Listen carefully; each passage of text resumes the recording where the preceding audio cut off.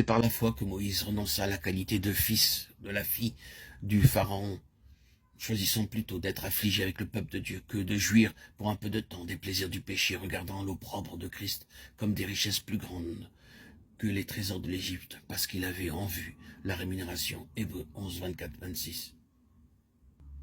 Moïse fut instruit dans toute la sagesse des Égyptiens, et il devint puissant en parole et en œuvre. Acte 7, 22. Tout le temps que l'héritier est enfant, il ne diffère en rien du serviteur, quoiqu'il soit maître de tout. Mais il est sous des tuteurs et des curateurs, jusqu'au temps marqué par le Père. Galates 4, 1, 2.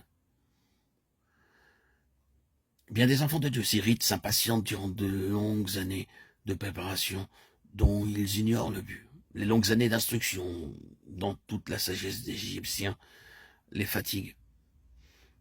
Il leur tarde de se jeter dans une œuvre au service du Seigneur.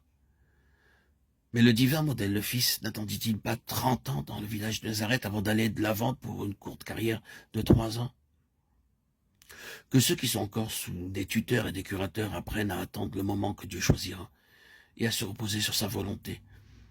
Les circonstances qu'il permet ont pour but de préparer pour la carrière que, dans sa grâce, il a choisie pour son enfant. Sachons attendre jusqu'à ce qu'il nous ait montré le modèle de vie qu'il veut pour nous, de peur que, dans notre impatience, nous rejetions les choses mêmes qu'il permet pour nous équiper en vue du service spécial qu'il nous destine dans cette vigne. Lorsque le temps choisi par Dieu fut venu, Moïse se trouva aussitôt comme placé devant 2 chemins, allant dans des directions opposées. Dans lequel s'engagerait-il? Décision grave qui fut par la suite à la base même de cette communion qu'il eut avec Dieu, de ces moments d'intimité pendant lesquels il lui parlait comme face à face. Jusque-là, Dieu avait guidé Moïse sans que celui-ci peut-être en fût conscient. Dans la mémoire du fils de Jochébed pouvaient subsister des souvenirs du passé, un passé plus ou moins effacé. Mais son chemin était tout tracé, et il ne semblait pas qu'aucun changement fut sur le point de se produire lorsque Dieu jugea le moment venu de parler au cœur de Moïse.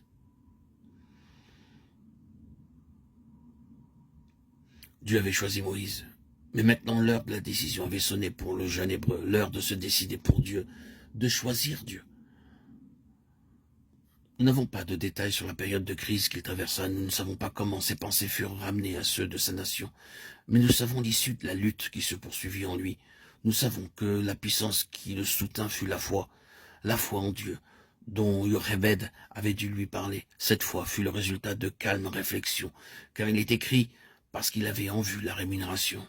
Il regarda au-delà, littéralement, où il détourna les yeux de ce qui était devant lui.